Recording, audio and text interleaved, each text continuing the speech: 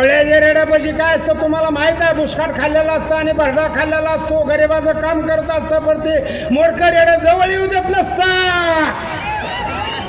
त्याच्यासाठी तुम्ही आता सगळ्याला मी वंदन करतो. या सगळ्या तालुक्यातली माणसं मी 35 वर्ष सेवा विठ्ठल सहकारीची केली. 2 वर्ष कोरोनाच्या काळात उपाशी गेलो.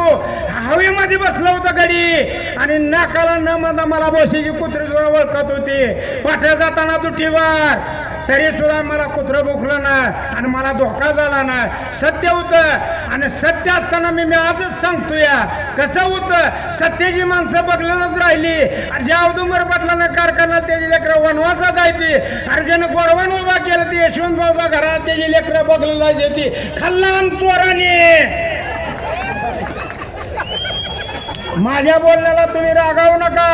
मी नाही कुठं वाचून सगळे हात वर केले मला विचारतेली परंतु बादरावं बापूंच्या घराण्याला वंदन मी केलं. मी तुम्हाला सांगितलं तर काय हरकत नाही. उद्या येणाऱ्या 20 तारखेला 19 तारखेला संध्याकाळी सफरचंद खायचं आलेलं 3000 घ्यायचं 5000 घ्यायचं आणि सफरच गांधतो तू तर शिका द्यायचं आणि असा शिका द्यायचा की 85चा विरुद्ध पवार साहेब पुन्हा महाराष्ट्र जागेवर आणतंय आणि घोटाळा चाललेला महाराष्ट्र सगळा बाहेर काढतंय.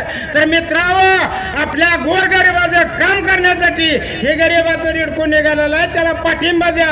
कोणाला बोलतोबी करू नका. फोन येते जाते ह्याला द्या त्याला द्या त्याला द्या.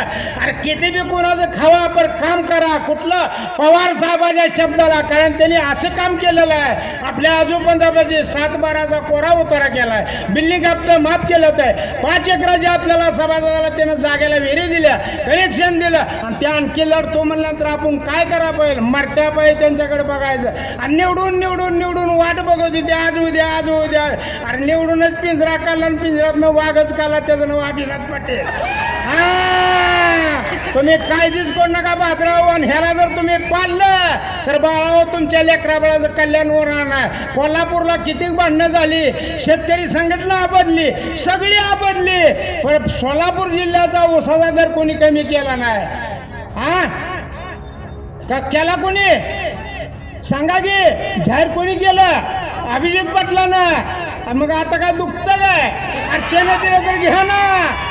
अरे गोरगरिबाचं कल्याण होतं त्याचं माप त्याला टाकून द्या. पण एखादा विधान निघाला ते पाय हाणायचा पाडायचा खाली आणि सगळ्यांनी मिळायचं आणि सगळ्यांनी मारायचं. मग एक माणूस लक्षात ठेवा 100 माणसं उभं राहिल्यावर एक माणूस जगेल का. तरी एकटाच माणूस आहे म्हणून 100 माणसानं उभं राहायचं आणि त्याच्या पडायला जाऊन सांगतो नीट ऐकून घ्या सगळेजण मतदार बंधून. 2 देऊ द्या 5 देऊ द्या 10 घेऊ द्या सगळे घ्या आपल्याच बापाचा इथं. हा श्रीकृष्णाला देवकीला विचारलं काय कोणी त्रास केला का. देवकी म्हणले ना. मग श्रीकृष्ण म्हणला 7 पोरी कुणाच्या मारल्या माझ्या भावानं.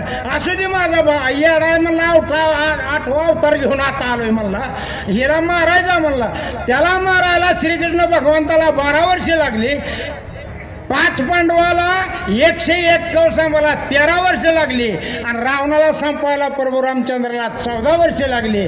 मग 12 गेल्यानंतर आता 2024 आहे बरोबर आहे का. श्रीकृष्णानं कंस मामा मारला 12 वर्षानं आता 12 दुनी मग 24 म्हणल्यानंतर कंस मामा मारला काय हरकत आहे.